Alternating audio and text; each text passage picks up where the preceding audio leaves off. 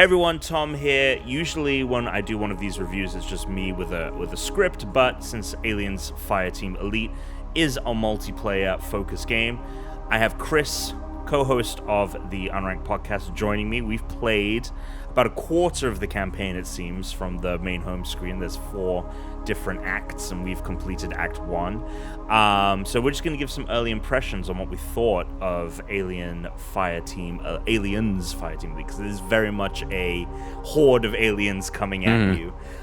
So what did you think from the hour and a half, 2 hours that we've played of the game so far? I'm a little torn. I kind of feel like it's visually, aesthetically feels very Aliens. But the way in which we just mow them down often, outside of when we get the big boys, the big boys, feels far too easy for what it should be. When we were playing, I brought up Left 4 Dead and I brought up Gears of War, and although they have cover mechanics, you don't really need to play the game that way. Maybe later levels we will, but we certainly didn't in the first. I didn't even know that I didn't even know that you could snap to cover until the second mission. I'd be like, why would you ever do that? Because there's the spitters that shoot acid, but that's the only real enemy that's shooting anything at you. Otherwise, you are wanting to run around and dodge. So it's weird that they included that mechanic. I thought that it got better as it went on, especially as introducing. I felt like it also got tougher a little bit, which I was happy about. But it is that thing of when you are in situations where one of the things that I liked is that it was very much not just we're going through corridors. There would be points where we would have to post up and prep. Right, we'd drop down turrets or mines and stuff like that, which I appreciated. I don't know if Left 4 Dead ever had anything like that, and I don't know if Back 4 Blood, which I think is the big kind of not necessarily. With this. There were the propane tanks though that you could pick up. There were explosives and things that you could pick up in place, like the oil cans that would cause fires. And there were a couple turrets on some stages that were staged. Not entirely. I was hoping, because there are these explosive red canisters in the game, I was hoping I could move them to stage them, but you can't. Yeah, and I thought that, when we get posted in one of those spots, which is when, you're getting, really overrun, and, but the thing is there's always a health pack there to pick up, there's always, sentries and stuff, and then the other thing is that there's always an unlimited ammo chest, so running out of ammo and all of that is not a huge concern. Now, granted, we were playing on standard. I wonder if, obviously... Even that's surprising, though, because it only goes up one step, right? So I think so, yeah. I think it's just one level beyond that. Yeah. I kept thinking about that, what is going to make this much harder other than having to worry about my ammo or just having too many enemies to handle?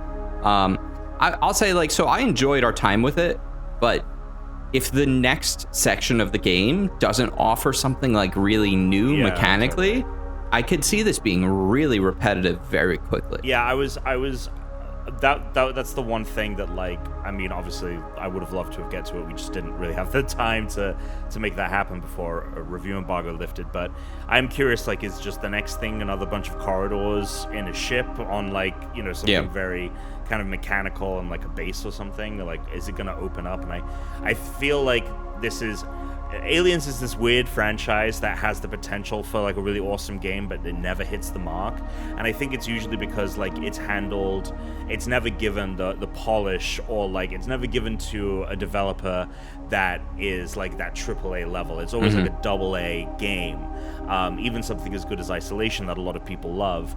And you can see that in this game of it being very stiff. Everything is very pretty much mechanical in terms of the animations, and I just don't see the game design where it's getting to the point where now we're in a really open area, so we have to worry about aliens from all sides, because usually it's just cool, there's 2 corridors here, sometimes they come from this one, sometimes they kind of like a MOBA or something like that. It was a little too by the numbers at points. I kind of wish they could split the difference between where this game is and what Isolation offers, and just reduce the number of enemies so that they don't all... look, no xenomorph, I 100%, should yeah. feel like I can just one-shot them left and right. And I'm doing that all the time, like they're just, mindless drones. Imagine if, when the little dog Xenos are coming at you, the quadrupeds, if instead of 50, we only had 10, but they're moving around way faster, way harder to kill, a bit more dangerous. I actually, you know what I think it is? I think also the posting up thing is actually, because no matter what we're doing outside of like when we activate like a generator or call an elevator, and then we have to hold our ground, it is still us being like, okay, well, we're gonna post up on this part of the corridor till we kill everyone, move down to the other end, wait there, kill everyone. Yeah, and I feel like we should be being chased more. Like we should be getting broken up, like split up by them, and it's like, oh shit, like now they're coming in from the back and we have to like worry about both sides. And then something else I do appreciate about the game is like the daddy xenomorphs, right? The really powerful ones that can like pounce on you and trap you. They don't.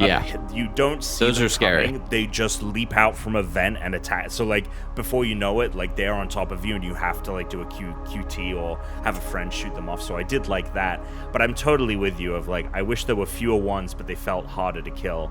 I also feel like, I don't know, because I know you had a shotgun, and then you had, I forget what the other weapon you had was, but I had a assault rifle, and then I had a smart gun, which was basically like a Gatling gun that had like smart bullet tracking. So as long as I had them within a reticle, the bullets were going to hit them no matter what.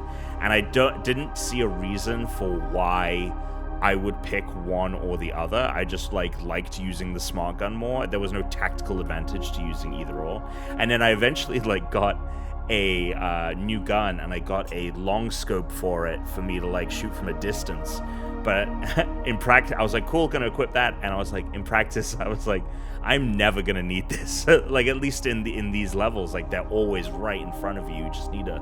Well, so I had the pulse rifle, which is an automatic rifle, and it was half decent for distance. It was pretty good for that. Not the most accurate thing in the world. But then I also had a shotgun, which same thing, not the most accurate thing in the world, but close up, I was just one-shotting left and right.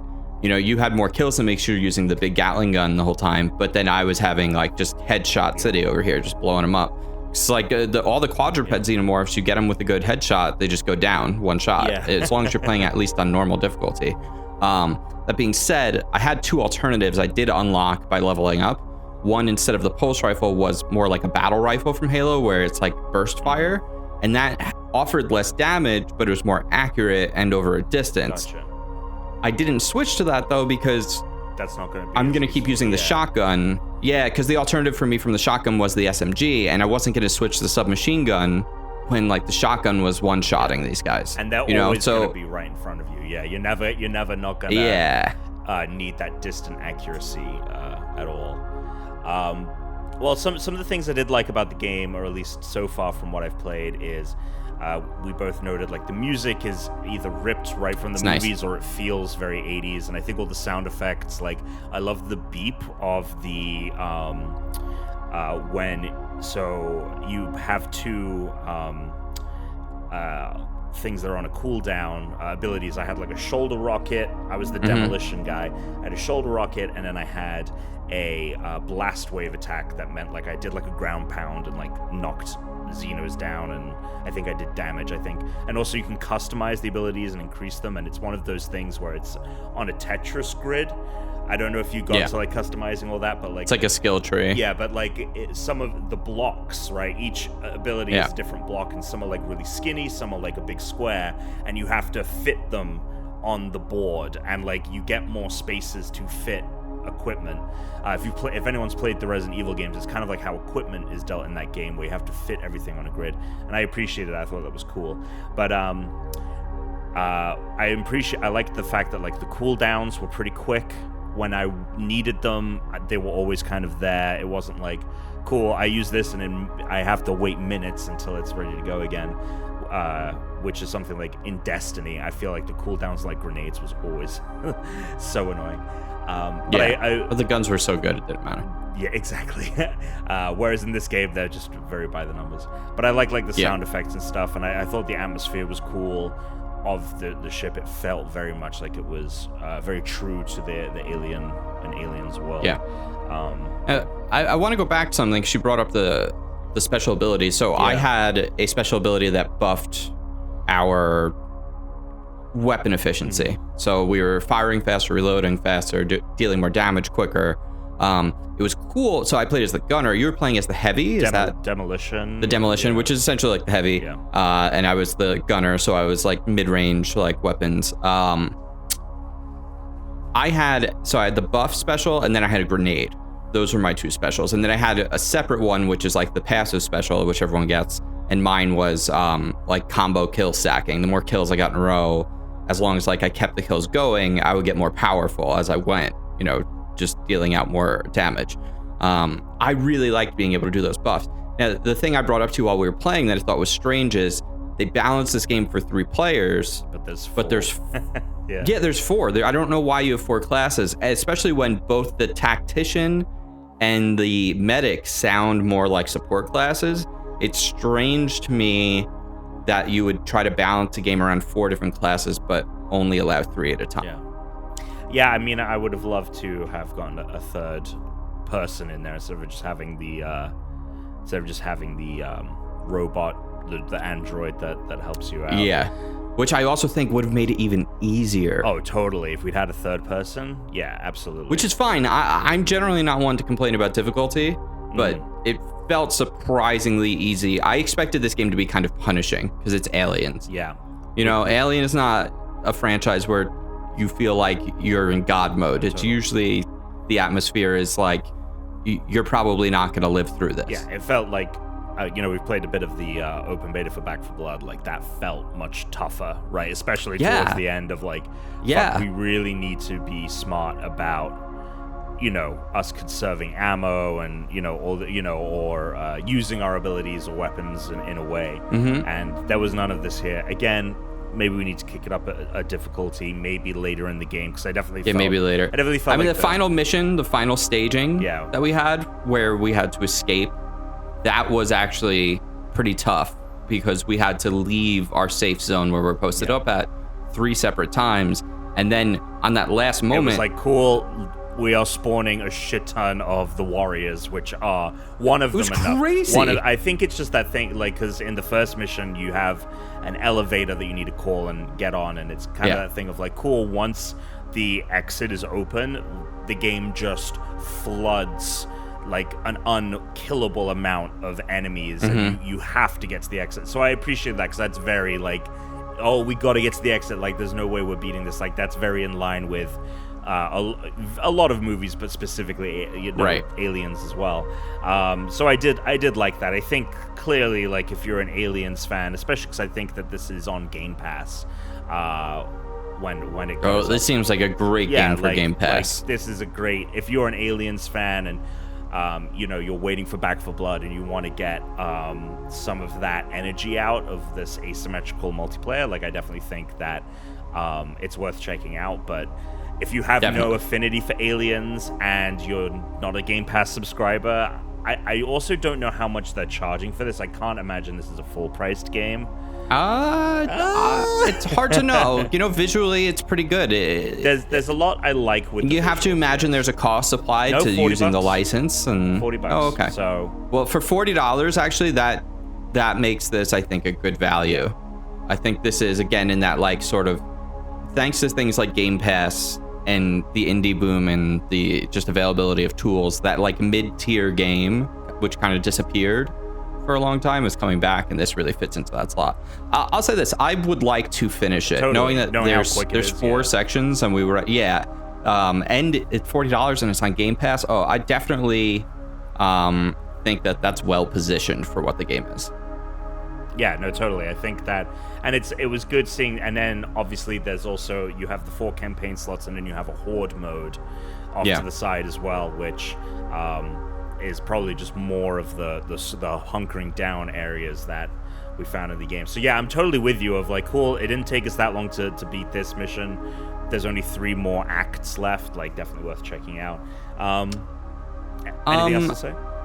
Yeah, so I picked up, there's like hidden supply caches and stuff that you can pick up, that's where you can get like cosmetics and unlocks and things. You can customize your weapons, just a whole lot of customization going on. I was actually a little disappointed in the final level. I found another one of the hidden caches, and I got 2 cosmetics, which I understand the not being able to apply cosmetic to my gun like while we're on the run, but I got a new like muzzle for my gun, and it was like, I don't know, why can't I just pop that on? Like during the mission? Yeah, you can't do it. You have to wait until you have to wait. Yeah. Yeah. And it's I was swapping out my muzzles. I was like, oh, this one has more accuracy, but because like we were just kind of spraying and praying and mowing down folks, like none of them really felt like they were making a huge difference. But yeah, I think going forward, like when we do like the next act, we should just crank the difficulty up to the next level. Oh, I want to say I'm able to follow the story semi-well.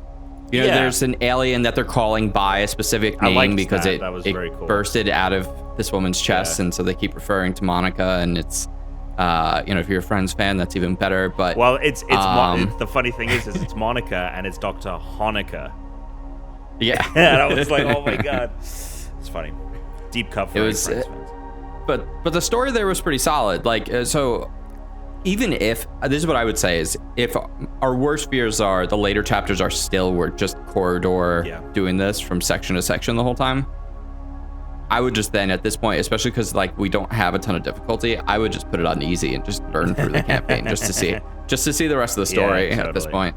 Is what I would do. That's my one concern is like, are we just going to be in the same kind of environments, or are we going to really switch it up? Because if that's the case, then I'm happy to keep playing. I want to go topside. I want to go topside on whatever planet or asteroid we're on. Because I always feel like we're always on like a military base or something, or like a space station when we run to these things. Well, wherever Wayland is, we go. Wherever Wayland Atari is, we go. All right. Well, Chris, thank you so much for joining me. Everyone, please subscribe to the channel. Check out more reviews, unboxings, other things. We have a Patreon, patreon.com/unranked podcast, because we are a podcast. So if you like the content here, please go check that out on any podcast service. We have been doing it for the last 5 years, doing it every week. Haven't missed a week. So yeah, until next time, guys, stay unranked.